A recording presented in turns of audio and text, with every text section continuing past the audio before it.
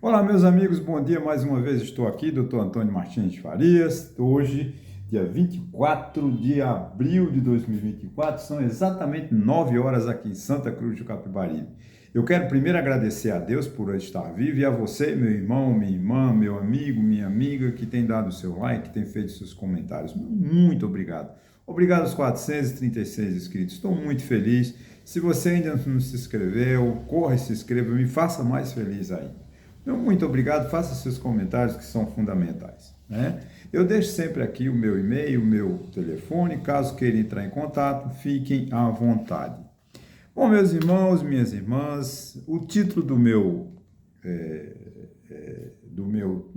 vídeo, né, da nossa conversa, é assim: o governo Lula promete entregar obras. Que bom, né? 2 anos quase de governo, 2 anos, 1 ano e 3 meses, já chegou a hora, né, de governar, né?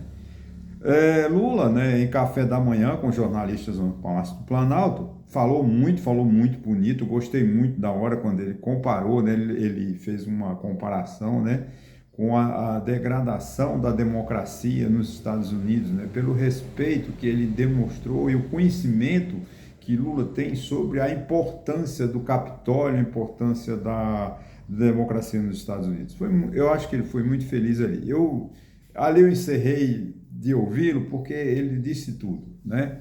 Mas ele falou, ele prometeu, né, voltando ao assunto, que entregará mais obras e evitará em dar um holofote ao ex-presidente Jair Bolsonaro. Já era tempo, né? Pelo amor de Deus, a gente precisa de sair, de deixar Bolsonaro abandonado, esquecido, porque se não der holofote para ele não aparece. Bolsonaro não é um mistério. Bolsonaro é um político medíocre que surgiu numa vacância, num momento de crise que o Brasil passava. 2017, 2018, saímos de um governo desastroso da presidente Dilma, né? O desgaste do impeachment da presidente Dilma, que eu não vou aqui dizer se justo ou injusto, só sei de uma coisa: o ministro Lewandowski da Justiça deu um golpe na Constituição quando ele não tirou os direitos políticos da Dilma. Foi o único erro que eu não vou perdoar o ministro Lewandowski. Ele desrespeitou a Constituição, mas são passados. Mas o Brasil vinha numa queda de confiança no PT em decorrência dos escândalos da Lava Jato, do Mensalão. Não tem como nós podemos negar isso. Isso é uma realidade, né? Então aí elege-se um medíocre como Bolsonaro. Mas Bolsonaro monopolizou, está monopolizando a direita, a chamada direita radical, né, o radical de direita, desde 2018, com mentiras, com falcatruas, com má fé, com desinformação, porque as fake news, né, que surgiu no governo Bolsonaro, essa expressão, notícias falsas, é o que mais tem nos grupos bolsonaristas. Eu recebo diariamente milhares, centenas de mentiras, de má fé, né? Basta você ver o discurso do Malafaia no Rio de Janeiro, no domingo passado, quando ele disse que o Alexandre de Moraes revogou partes do artigo 5º da nossa Constituição. Como ele é medíocre e mentiroso. A nossa Constituição, artigo 5º, todos os seus incisos estão lá consagrados, né, de acordo com o artigo 60, parágrafo 4º. Não pode alterar, é a cláusula pétrea. Então não é Alexandre de Moraes, por mais poder que ele detenha, que vai anular, revogar um inciso do artigo 5º da nossa Constituição. Então é hora mesmo do governo do PT esquecer Bolsonaro e fazer projetos. O Lula não pode,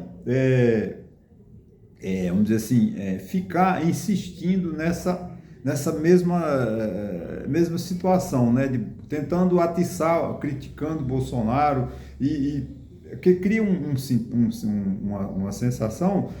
Com Lula não faz nada, aí fica criticando o anterior. É que nem Itaquaritinga do Norte. Itaquaritinga do Norte, desde há 20 anos, né, que tem um grupo político que governa os municípios. Eles acabaram com a cidade, destruíram Itaquaritinga, destruíram a cultura, destruíram, enfim. Itaquaritinga era um município invejado pelos pernambucanos, pela sua produção de café, pela sua produção de fruta, e tudo isso acabou. Por falta de incentivo do prefeito, do ministro, da Secretaria de Agricultura. Hoje, onde se plantava café, parece que se cria boi. Acabou, não tem mais aquela... Claro, ainda tem o café, mas não é como a mesma ênfase. Eu fui no sítio Cumbe, há uns 3 ou 4 anos atrás, e fiquei quase que choro, porque era um sítio de muita produção de café e só vi capim, lamentavelmente. Isso é muito triste. Da mesma forma que agora você... Não, aí tudo que você reclama desse grupo político, ele diz, não, porque no tempo de fulano era pior. Ora, mas eles foram eleitos para resolver os problemas da cidade, mas não resolveram. Estão 20 anos enganando o povo, mentindo para o povo, dizendo que são melhores, que não são. Né? Então, tomara que esse ano a política de Taquaritinga do Norte, que eu não me envolvo na política local, porque ela é medíocre, né, demais, eu tomara que eles percam, que eles saiam, esse grupo que administra Taquaritinga do Norte, vá para qualquer outro, menos para esse grupo que está, porque 20 anos que eles estão destruindo a cidade. Mas voltando ao aspecto Lula, né? O Lula precisa de esquecer Bolsonaro e governar,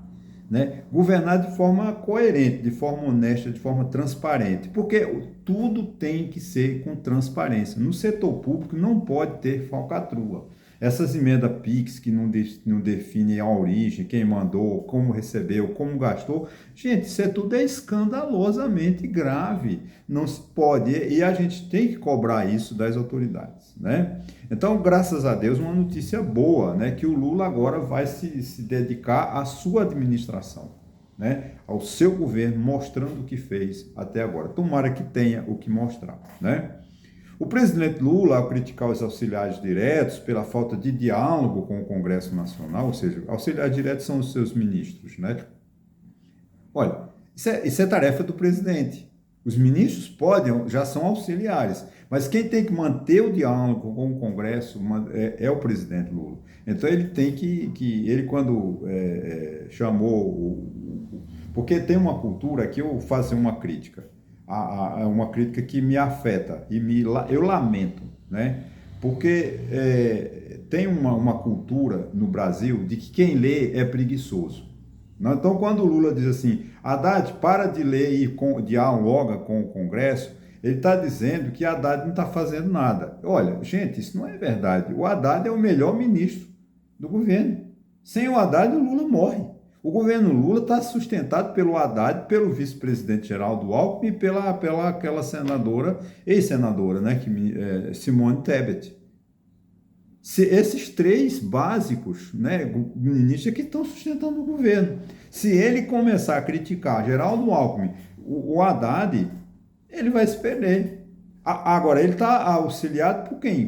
Por aqueles 3 ou 4 lá do Palácio do Planalto, Pimenta, Padilha, que estão rompidos com o governo, por picuinhas, né? Peraí, o Lula diz o que quer, ou ele vai ficar com a briguinha. Se ele ficar lá com aquela briguinha de Gleisi Hoffmann, Lindbergh Farias, Pimenta e aquela cúpulazinha do Palácio do Planalto, ele não vai chegar a lugar nenhum, não. Então, o Lula tem que governar, o Lula tem que dialogar com o Congresso Nacional. Não adianta, né, criticar o Haddad porque lê. Né? Ler não é preguiça, ler é informação. O Haddad lê para ter informação, para saber dialogar, que está dialogando, está se mostrando uma pessoa muito competente, está dialogando com todas as correntes do Congresso Nacional. O Haddad hoje é para o Lula que foi José Dirceu no passado. Não vamos entrar no mérito, não estou aqui julgando José Dirceu, não estou julgando. Estou dizendo que o Haddad é fundamental no governo Lula, então não podemos tirar o Haddad. Né? Ele né, de forma, uma comparação boba, mas ele é o coringa do governo Lula. Ele sustenta o governo Lula 3, como as pessoas o chamam. Né? O governo sabe também, mudando um pouco de assunto, que desde o governo, desde o início, ele sabia disso. Né? Que como ele tem 81 senadores, acho que ele tem 8 ou 9, 513 parlamentares, o PT tem menos de 100, eu não sei, acho que são 55 ou 70, eu não sei quantos deputados, eu sei que 98, 99 tem o PL, que é a maior bancada. Ele sabe que para governar ele precisa de conversar. Mas o que o Lula aparentemente fez nesse primeiro ano de governo? né, hoje nesses primeiros anos, primeiro ano e meses de governo. Ele terceirizou, pegou 38 ministérios e disse, olha, governe. Não, ele tem que governar. E ficou viajando para o estrangeiro, as viagens são essenciais, a última foi a Colômbia, muito importante, nós temos esse contato com a Colômbia, né?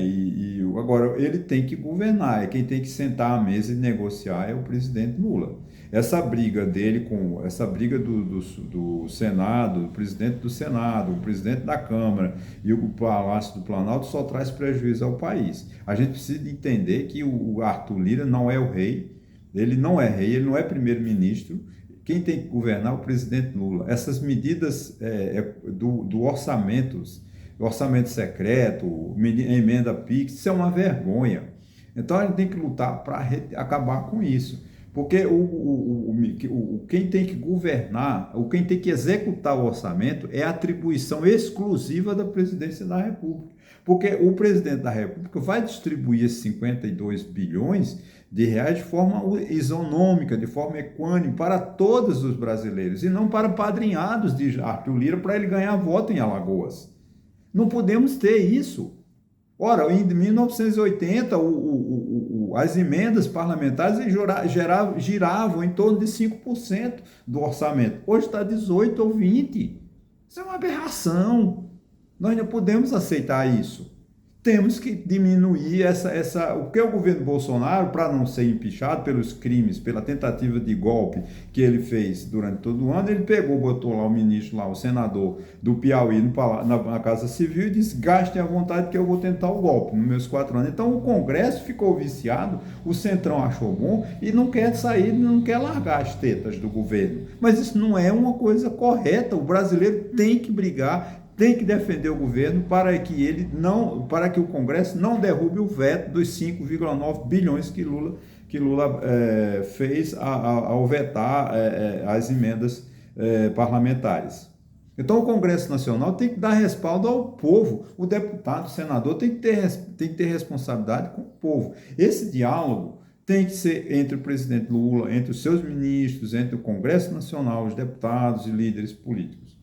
Eu vejo com muita tristeza que os políticos brasileiros perderam a vergonha, eles não têm mais posição, eles não têm mais vergonha de fazer coisa errada, mas têm vergonha de assumir posições. Tem coisas que o político tem que subir à tribuna do Congresso, procurar as emissoras de TV, assessoria de imprensa e bater, e criticar atitudes do governo ou elogiar. Mas não os políticos no Brasil, porque eles são comprometidos. Você vê o exemplo de Kassab, do PSD. Ele tem ministério no governo Lula e ao mesmo tempo tem secretarias no governo de São Paulo, que é adversário número 1 de Lula. Então, Kassab, algum senador, como é o próprio presidente do Senado, que é do PSD, o Pacheco, pode criticar o governo? Não, porque ele está ao lado, o Pacheco tanto está ao lado de Bolsonaro quanto está ao lado de Lula, porque ele tem ministérios do PSD no governo Lula e tem secretários no estado de São Paulo. Então você vê como a política brasileira está perdida, está confusa. Os deputados têm que assumir posições. Eu vejo aqui nas câmaras de vereadores, os vereadores não têm mais posição. Eles vão lá, fazem um discurso de meia hora, não criticam mais, porque eles estão todos comprometidos com uma situação. A gente tem, o vereador, o deputado, o senador não foi eleito para se ficar rico, não. Ele foi eleito para defender o povo. Mas, infelizmente, estava faltando fazer como o Lula disse. Quem não quer fazer política, não saia da política. Eu acho que o Lula, nesse ponto, tem razão, que política é isso, política é diálogo, política é briga, política é divergência. Eu lembro aqui Tancredo Neves, que ele disse uma vez que em política você não podia ter medo de fazer inimigos. Isso é natural. Você não vai para a política achando que todo mundo vai ser amigo. Você acha que vai para a política achando que não vai se criticar. Gente, nós seremos criticados. Eu sou criticado, que nessa semana, eu nem lembro se foi um rapaz ou uma jovem que me chamou de vovô Gagá. Isso para mim não faz a menor diferença. Simplesmente que ela discordou do meu ponto de vista. Se ela tivesse argumento, que questionasse o meu vídeo, questionasse as minhas ideias. Mas não, simplesmente, tu é um vovô Gagá. Eu estou um pouco me lixando. Lamento a falta de cultura dela, né? Que ela devia estar na escola e aprender o que é cultura. Então, é importante, né? Que o governo, para ter sucesso nas votações, no Congresso Nacional, ele tem que dialogar, né? Hoje o meu tema é sempre do diálogo, porque não pode se viver num confronto. O poder legislativo e o poder executivo são essenciais, do mesmo modo como o poder judiciário. Qual é a questão? A independência harmônica entre si. Mas eles precisam de conversar. O ministro da Justiça com o Supremo Tribunal Federal, o Supremo Tribunal Federal com o Congresso com o Palácio do Planalto. É harmonia. Os estados, os municípios, chamar governador para conversar, chamar prefeitos, não dá para reunir 5.560 ou 5.070 municípios, mas chama das principais capitais e das cidades mais importantes, né, para conversar, para ter ideia política. Nós estamos com um processo muito importante, que é a reforma tributária. Temos que resolver esse problema, que a reforma tributária ela vai refletir no futuro, mas ela traz agora, né? É importante a discussão e votação das leis complementares, que vão dar assim, o fechamento, né, dessa reforma tributária. Nós precisamos resolver o problema da Previdência Social, que a Previdência Social está com um déficit monstruoso, porque nós temos mais hoje uma sociedade que envelheceu, vamos chegar a um momento que teremos mais aposentadorias e pensões do que contribuintes. Isso vai gerar o quê? Um déficit maior no Estado, nas contas da União, né? Então, esse diálogo ele é essencial para destravar esses erros, né? Que a sociedade diz, o país está bem, a economia está crescendo, tá, gente, mas a estrutura econômica não está funcionando. Você vê, a questão do déficit público, Lula insiste, porque tudo é gasto. E Lula, não adianta, eu sei que gastar com a educação é fundamental, gastar com a saúde é fundamental, mas tem que ter um controle. Né? Não adianta, eu estou gastando em saúde, estou investindo, tá, mas é um gasto, é uma despesa. Você tem que, todo ano, você tem com a manutenção, né? A manutenção da educação é uma despesa. A manutenção, como é a conta de luz, conta de água, conta de telefone, conta de internet das famílias brasileiras. Não pode, tem que ter um controle fiscal. Não se pode, porque arrecadou mais 190 bilhões, vamos gastar. Não, gente, vamos economizar. O governo fazer uma reforma de Estado, né, fazer uma reforma que realmente diminua as despesas, pare com essas faraônicas obras paradas. O maior prejuízo no Brasil são as obras paradas, que enquanto lá no canteiro das empresas estão lá, eles estão ganhando contrato de aluguel, estão ganhando, esses contratos não estão parados, eles estão recebendo para isso. Uma obra que leva 8 anos para ser concluída, quantas empreiteiras não levam? Quando eles ganham a licitação, começaram, botaram lá, fizeram um canteiro de obra, lá uma placa, né, de quanto custa, qual é a duração. Aquilo ali significa que enquanto não inaugurar, aquela obra está sendo gasta. Isso é que acaba com o nosso país. Essas despesas monstruosas. Então, vamos administrar, vamos resolver obras, vamos fazer uma coisa. Então, não é uma crítica ao Lula. Graças a Deus, esse vídeo hoje não é uma crítica, é apenas uma demonstração de como as coisas estão erradas. A gente precisa do diálogo, a gente precisa de coisas concretas. Para finalizar, eu tenho que elogiar o ministro Lewandowski, ontem o ministro da Justiça, que ele está querendo propor uma emenda constitucional, eu não sei se preciso, mas quem sou eu para questionar o ministro da Justiça, uma das pessoas mais competentes, um dos grandes ministros, né? Acho que foi decano lá do Supremo Tribunal Federal, né? Uma pessoa que tenho por ele o maior respeito, divergir sempre, talvez, mas por ele eu tenho um grande respeito aos ministros do STF, todos eles. Eu discordo das decisões, mas eu tenho que acatar, porque são pessoas muito competentes, pessoas preparadas para realmente exercer uma função tão primordial, tão essencial à democracia e ao país como é o STF, né? Essa questão de integrar a União Federal aos estados, né, para a questão da segurança pública, isso é fundamental. A questão de segurança pública, eu estava lendo hoje no diário, eu não sei se no jornal Estadão ou no Globo, que em 1980 nós tínhamos 120 mil pessoas presas, 120 mil. Hoje, em 2023, nós temos 840 mil. O que aconteceu? Não, é falta de infraestrutura, falta de educação, falta de saúde, falta de moradia, que levou essa juventude para a cadeia. Nós temos 840 mil, 30% presas sem julgamento, ainda estão lá que o juiz não ouviu. Então, não é só essa. Aí vem essas emendas aí alopradas dessa direita radical, querendo inserir no artigo 5º um inciso para proibir a droga. Gente, só vai aumentar mais nós vamos chegar em 2027, 2028 com 1 milhão de pessoas presas. Isso é lamentável, né? Então, o ministro da Justiça veio tardiamente, mas é hora do governo federal, do governo Lula, assumir realmente uma postura em relação à segurança pública.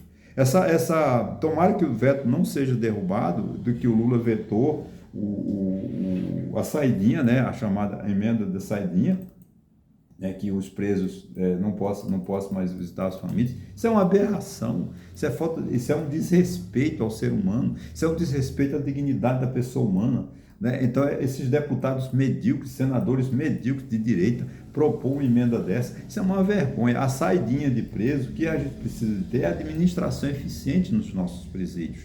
A lei de execução penal, ela é primordial, foi feita no tempo. É engraçado que ela foi feita no tempo da ditadura, mas é uma lei muito humana, uma lei que prevê vários benefícios para os presos, porque os presos não são monstros, os presos são cidadãos, os presos são pessoas, filhas de Deus, são nossos irmãos, que a gente goste deles ou não. O que levou uma pessoa a ficar preso não foi ele que quis, foi a sociedade injusta. Não temos hospitais, não temos educação, não temos saúde. Você quer que as pessoas sejam o quê? Só é rico no Brasil quem vive grandes empresários. O pobre no Brasil nunca vai melhorar de vida porque ele vive de salário mínimo. Quem ganha salário mínimo vai ser alguma coisa na vida? Não, sem escola, sem estudo, não. Aí ele quer almejar uma melhora, lamentavelmente, por influência de um terceiro, de um mau elemento, pode induzi-lo nas drogas ou cometer crime. E nem todos os criminosos que não estão no presídio têm o direito a tal da saidinha, né? São pessoas de bom comportamento, são presos que estão com pena menor que 4 anos, muitas das vezes, né? Então, essa questão não é proibir a saída, é encontrar alternativas de ressocializar os nossos presos. Então, infelizmente, o Congresso Nacional está nadando contra a maré, nadando contra a humanidade, nadando contra os direitos humanos. Essa lei de saidinha dos bancos, de saidinha dos presos, né, é uma lei que é contra os direitos humanos. Mas, lamentavelmente, essa direita radical de Bolsonaro, medíocre, bolsonarista, inventaram isso. E, infelizmente, o Congresso Nacional aprovou. Como espécie de vingança contra o presidente Lula ou contra o STF. Não tem nada a ver, não tem que ser de vingança. Justiça não é vingança. O Congresso Nacional quer se vingar dos ministros do STF, crie deputados com ética. Deputados que não roubem, deputados que não entrem em crime, que não cometam crime. Aí o STF não vai perseguir o deputado, mas o STF persegue quem comete crime. Com todo mundo. A polícia está na rua para isso. Então, realmente, hoje o meu diálogo talvez um pouco desconectado, mas falei de vários assuntos, mas que são fundamentais para a gente pensar esse país, né? Pensar esse país com políticas públicas, com políticas humanas, com respeito aos direitos humanos. Não tirar os direitos humanos, como nós estamos fazendo agora, com essa lei das drogas, né? Essa PEC que criminaliza as drogas, e também a violência da polícia, né? Principalmente no estado de São Paulo, como nós estamos vendo. O governador de São Paulo disse: eu quero matar e não me importa, pode reclamar para o Papa, eu vou continuar sendo violento. É uma polícia violenta, uma polícia que precisa de mudar. Isso não é segurança pública. Por isso que é urgente que o governo federal assuma a postura de realmente fazer política de segurança pública. Porque polícia de segurança pública não é polícia matando. Segurança pública é infraestrutura em escola, saúde, o governo entrando nos bairros, não em locais fechados como está o Rio de Janeiro, onde o Estado não pode entrar. Porque a violência é grande? Pela ausência do Estado. Então, a segurança pública tem que resgatar, de novo, o direito de o Estado entrar em favelas, em comunidades, onde queira, não seja proibido do Estado entrar. Onde as pessoas não vivam sobre as milicianos, sobre o domínio de milicianos. Enquanto a gente tiver o domínio de miliciano, o Estado não vai ser o Estado federal. Nós não temos Estado. Nosso Estado acabou, né? Você não vê a presença do Estado no país, né? Você só vê a presença do Estado para cobrar o imposto, mas não vê a presença do Estado na segurança pública. Você não vê policiamento em Santa Cruz de Capibaribe. Você não vê segurança pública em Pernambuco. Por quê? Porque o Estado abandonou. O Estado só sabe cobrar o imposto. Aí, quando a polícia vem matando. Mas isso não é segurança pública. Polícia de segurança pública implica respeito aos direitos humanos, né? Com prisão, só entrar na casa de acordo com o que determina o Código de Processo Penal da pessoa, né? Não investigar só porque a pessoa é negra, porque aqui é assim, se a pessoa é negra é ladrão. Infelizmente é essa, desculpa, eu não vou pagar crime por isso, porque aqui se você tem um branco e um negro, quem vai ser investigado é o preto. Isso é falta de respeito, falta de dignidade dos direitos humanos. Isso me revolta. Me revolta. Vem uma pessoa branca e uma pessoa negra, aí ele vai dizer, não, quem roubou foi o branco, o preto, que não é, gente. Isso é uma vergonha. A polícia age dessa forma, porque a polícia é preconceituosa, porque o nosso Estado é preconceituoso com relação aos mais pobres e os de cor diferente. A polícia, quando vai resolver um problema de um rico, ele resolve de uma forma sem violência, mas quando é no pobre é com violência. Por que toda vez que vai na favela tem que quebrar, tem que invadir a casa, tem que quebrar a porta do morador? Por que não entra com respeito? Polícia é inteligência. Trabalho de segurança pública é inteligência. Essa é a grande realidade, que a gente precisa de humanizar as polícias primeiro, né? Para depois a gente pensar em segurança pública. Ok? Enquanto a gente tiver uma polícia violenta, mal preparada, mal remunerada, nós não vamos chegar a lugar nenhum. O Brasil precisa de primeiro educar a polícia, remunerar a polícia e investir em equipamentos. Não é entregar camburão, porque eu só vejo a governadora de Pernambuco preocupada em entregar camburão. Mas entregar camburão não vai resolver o problema da violência em Pernambuco. Porque vai continuar a violência do mesmo jeito. O que tem que acabar com a violência são políticas sociais que o Estado tem que implementar. Eu sei que não vai, então a gente vai resolver o problema no mês que vem. Não, isso é um problema de longo prazo. Ou se investe a longo prazo na melhoria das condições sociais da sociedade, ou nós vamos viver nesse chamado enxuga-gelo. Ok, gente? Olha, muito obrigado. Tomei demais o seu tempo, mas eu acho que o assunto é pertinente. Valeu a pena, viu? Muito obrigado e até a próxima. Não se esqueça de se inscrever no meu canal, dê o seu like, o seu dislike e faça seus comentários. Muito obrigado.